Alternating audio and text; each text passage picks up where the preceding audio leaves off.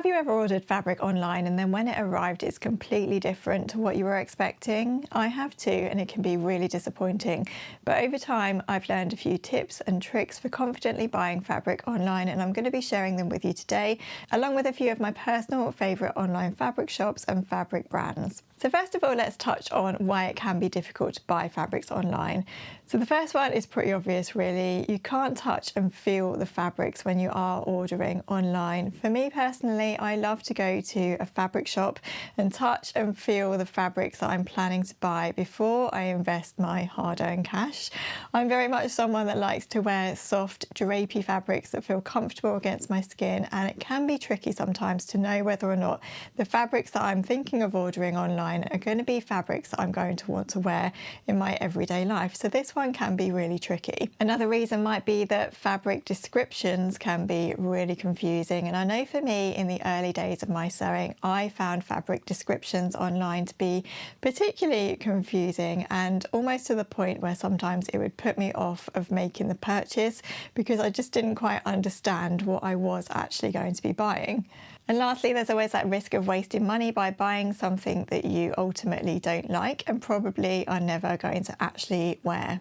So here are some of my tips for buying fabric online based on mistakes that I've made in the past. Tip number one is to always check and check again the fibre content of the fabric that you are planning to buy. So a fabric might be listed as something online, and I'm plucking this completely out of the air really, but say for example you're looking at a crepe fabric and you might think to yourself, oh, crepe, lovely, I have a ready to wear crepe blouse in my wardrobe that I absolutely love wearing.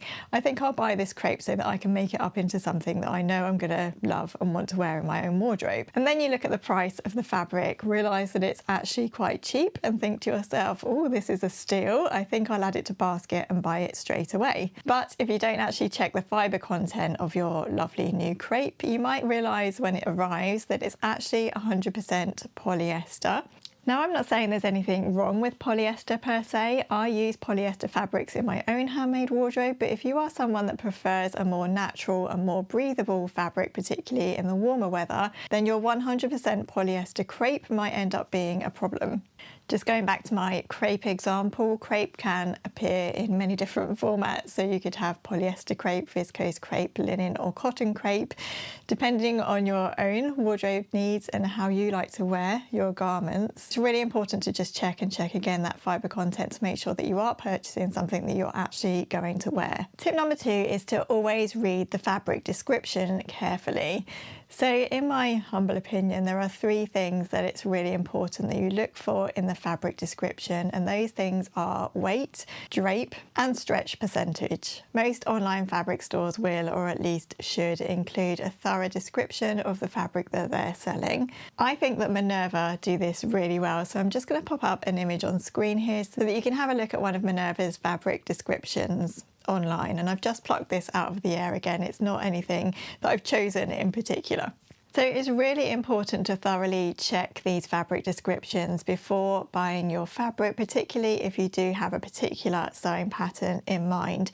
Often even woven fabrics can include some stretch, and if you're wanting to sew up a pattern that doesn't require any stretch and you buy a fabric with stretch, it can dramatically affect the finished look and finished outcome of your chosen sewing project. So something I would add here is that if you find that your fabric or the fabric that you're wanting to buy doesn't include a thorough description, and you do have a particular sewing pattern in mind and you're not perhaps sure that you're buying the right fabric, it's always worth just popping that fabric store an email or even giving them a call and asking them if they think that that fabric will be suitable for the sewing pattern that you're wanting to sew. And most often, in my experience anyway, fabric stores will be really helpful in helping you to make that decision.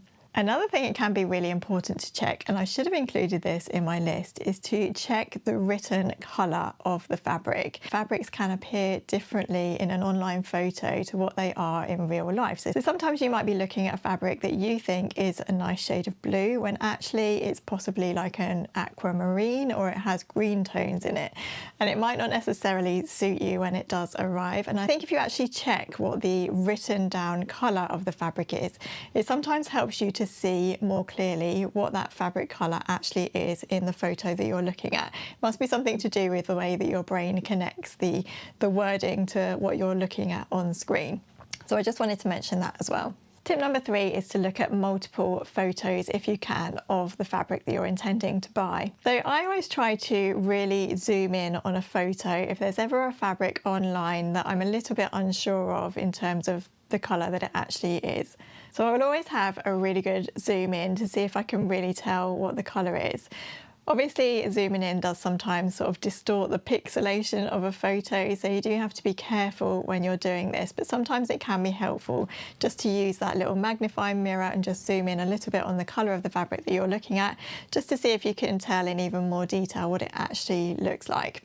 It can be so difficult to accurately represent colour in photos. Even the lighting on that day or the weather can affect how your photograph eventually turns out. And this isn't, of course, the fault of the fabric shop. It is what it is. A photo is never going to look exactly the same as a real life look at that fabric would be. Another thing that can make a huge amount of difference is to make sure that you're looking at your online photo in natural daylight. So if you're looking at an online photo under a harsh yellow electric house light, then your photograph online or on your computer is probably going to look completely different to what it might appear when you're looking at it against a window with natural daylight coming in. So always just make sure that you look at your photo in the most natural light that you can, because it really can make quite a drastic difference. Another really good thing to do, I think, is to see if there are any photos of that fabric being modelled on an actual person. Colour and drape can be so much more accurately represented on an actual human body rather than photographed flat.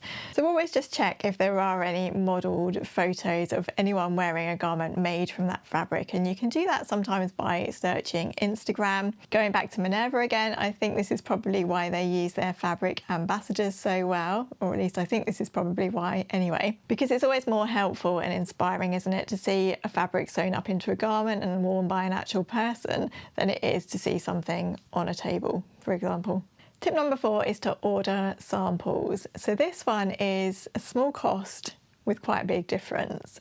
And I know how annoying it can be to order a sample online, because you can feel as though you're being quite slowed down in this process. But most fabric shops will actually offer a sample service. I know that Minerva do, and I think it's about £1 for a 10 centimetre square of fabric, for example, and they will just post that sample out to you, and then you can look at it in your own home, in your own natural daylight, and get a real good impression of what that fabric actually looks like in real life and how it will drape and feel against your skin. So you might not want to do this on every piece of fabric that you are wanting to order, but if you're making something that's more of an investment, such as an occasion dress or even a coat or something, then it can be really worthwhile to just take that extra bit of time for a small cost and just make sure that you are ordering a fabric that you know you're going to love. Tip number 5, and this is quite an obvious one really, but you can always check reviews on fabric. So again, I'm using Minerva as an example, but I do find their website quite thorough when it comes to their fabric listings. So often on Minerva's website, particularly if they have a fabric sewn up by one of their fabric ambassadors, there'll be a lot of comments and description on the fabric. And that can be helpful just to refer to if you're wanting to buy that fabric, because then there's a lot of chat about how the fabric feels and behaves and how it was to sew. So it's always worth just having a look. And again, on Instagram as well, you can search fabric names, fabric brands and things, and just see whether anyone else has sewn up that fabric and what they thought of it. Number 6 is to really understand weights of fabrics. So within a fabric's description, there should be a section or some wording about the weight of that fabric. So if you're looking at a lightweight fabric, that will be most suitable for blouses, floaty tops and floaty summer dresses. A medium weight fabric will often be more suited towards trousers, if you're making a pair of trousers that doesn't need too much structure. A more structured dress, such as a shirt dress or something like that. And medium weight fabrics can also be used for lightweight jackets and blazers too. If you're looking at a fabric that's described as heavyweight, then that fabric is going to be more suitable for outerwear, for example, like coats, heavier jackets, and possibly even really structured trousers or bags. Fabric is often sometimes listed in grams as well, so if you're buying a denim, then there will be a grams listing on the website that you can refer to too, just to see how lightweight or heavyweight your denim is going to be. In terms of weight, I find cotton quite a difficult one, or I did when I was a beginner anyway, because cotton is such a broad fabric. There are so many different types of cotton. So for example, if you're wanting to sew up a floaty cotton blouse in the summertime, then you don't want to be picking 100% quilting cotton, for example. So 100% quilting cotton or a cotton poplin is going to be much more stiff and structured than, say, something like a cotton lawn or a cotton gauze. Which fabric you do choose can often be personal preference, but if you're someone like me who prefers to wear light, floaty, drapey fabrics that don't feel too stiff and structured, then you probably want to be erring more on the side of a lightweight cotton, such as the lawns or the gauzes, rather than the 100% quilting cottons. This can be a little bit of trial and error, and you might not necessarily know the types of cottons that you do like to wear before you've experimented and made those mistakes. But hopefully it's helpful for me to just point out that difference, just in case you're not quite sure. So my last tip, and I can't remember what number we're on, is to stick to trusted shops. So this one does come with a little bit of a caveat, because for me personally, I do tend to stick with the fabric shops that I know. But at the same time, I also like to support small businesses and support the other small fabric shops that there are out there online. This can be a bit of a personal one, but what I mean by including this one as a tip is more so that I'm suggesting that you go with fabric shops that are recommended by other people that you trust online. Maybe that shop has an Instagram page so that you can get to know the owner of the shop online, maybe start up a bit of conversation or comments and messages just to see if you do get a really good response before you invest your money.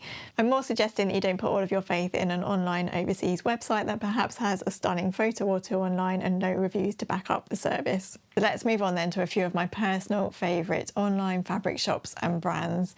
And please remember that this is personal preference and these are my experiences. If you haven't had the same experience, then I do apologise. So shop number one is Minerva. Minerva are best for, in my opinion, a fast service. So generally, if you place an order with Minerva, you pretty much are guaranteed that you're going to get that order shipped out within 48 hours if they do have the fabric in stock. Obviously, things happen, and now and again an order is shipped out late, but on the whole, all of my orders from Minerva have arrived very quickly. So if you're ever in a rush for a fabric, or if ever I'm in a rush for a fabric, I will always go to Minerva first to see if they have the fabric that I want online, and I will generally order from them. Minerva are also really good at rewarding customer loyalty through their Craft Club plan, and they also have multiple sales throughout the year. So it's always quite a good place to grab a bargain from, particularly again if you are a Craft Club member. They also stock an absolutely huge range of fabric. So if you do have quite a few, like a lot of fabric to buy in one go, it's often possible that you can buy all of your fabrics from Minerva and therefore save yourself some postage.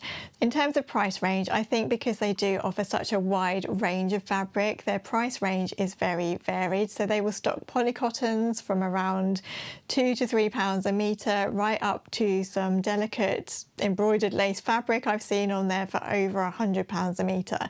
So it really does depend on what you're buying. One tiny drawback I will mention about Minerva is that sometimes I find the search function on their website to not be amazing, let's say. But that's probably because they are dealing with such a vast amount of fabric, and probably keeping those listings up to date is very difficult for them, I'm sure. I can also find that they have so many fabrics online that it can be quite overwhelming. So if you're, for example, just looking for a jersey fabric or a stripy jersey fabric, there will often be so many listings of stripy fabric on their website that for me personally, I can sometimes get to about page 3 and then I've had enough.